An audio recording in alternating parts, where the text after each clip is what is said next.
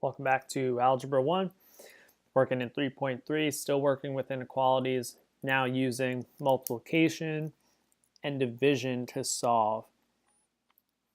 In 3.2, we saw addition and subtraction. Now we're amplifying it up, working with multiplication and division.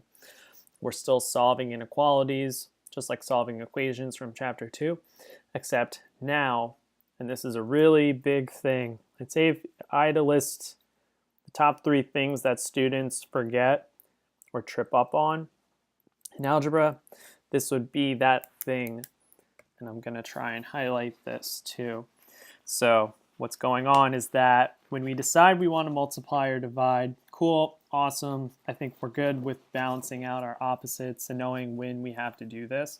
But the main thing that comes up is that we now have to switch the sign. So what does that mean?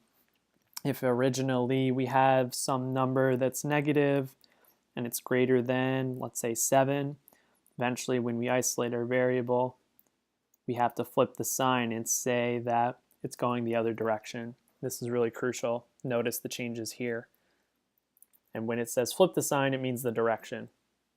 This little explanation says that if you multiplied both sides by some negative number, it would produce a statement that doesn't quite make sense because -6 is definitely greater than -10. So this is considered a false statement. The only way to make this true is to flip the sign as seen here. So as you move through this section, please keep in mind to flip the sign if the term is negative. We'll see this later on down the road. So we have x dividing by 2. Let's get rid of this division of 2. We can use multiplication, multiplying both sides by 2. Our 2's can cancel. This leaves us with x on the left. No need to flip here. -3 times 2 gets us -6. We're also being asked to graph. This is going to be an open circle on -6. -7's down here, -4's here, -3's here, -2's here. Pretty basic graph. And we want the values that are less than -6, so we want this to go to the left because that's where the values are less. Undoing multiplication using division, we can divide both sides by 5. N is now greater than or equal to, so definitely using a closed circle. Simplifying -30 over 5 would give us -6. So we have -6. And greater than or equal to -6. So we have -6 seen here. We're looking for values that are greater, which would go to the right on the number line, towards numbers like -5 and -4, all the positive numbers.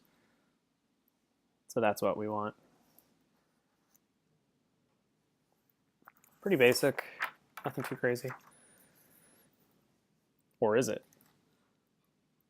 We see now we have -n dividing by 3. Although we're using division, we still want to use multiplication. Keep in mind, what's the best way to go about this? What are we trying to get rid of? We're trying to get rid of 3, but what else are we trying to get rid of? You should be saying the negative sign. So if we multiply both sides by -3, keep in mind that this will be positive n. I'm smart and I know I'm multiplying by a negative number. So I know that I need to flip the sign so it opens to the left. Now taking the product of -17 and -3, this is going to give us 54.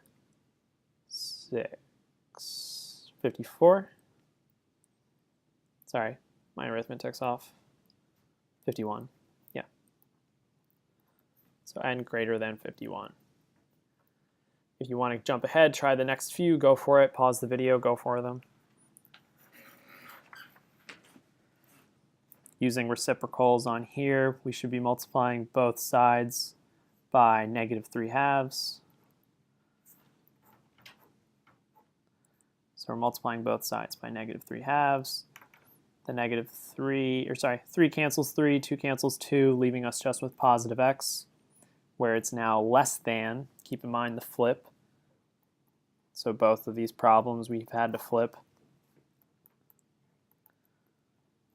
We are multiplying with a fraction, so 2 multiplying with negative 3 halves. We could simplify that. Canceling 2's, this just leaves us with negative 3. And we're done with those. Flipping one more time for the example seen here, we have negative 5a less than or equal to negative 4. Dividing both sides by negative 5. Negative 5 cancels. A is now greater than or equal to positive 4/5, which sounds as if it could be a little tricky to graph.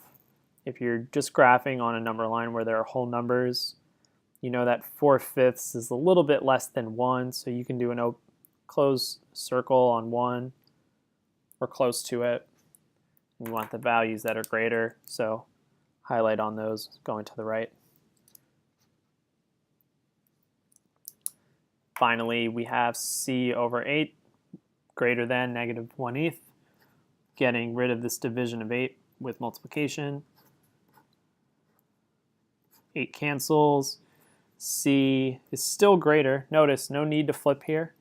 There was on the previous problem, however, but there's no need to flip on this one, where now we just have c, and it's greater than negative 1.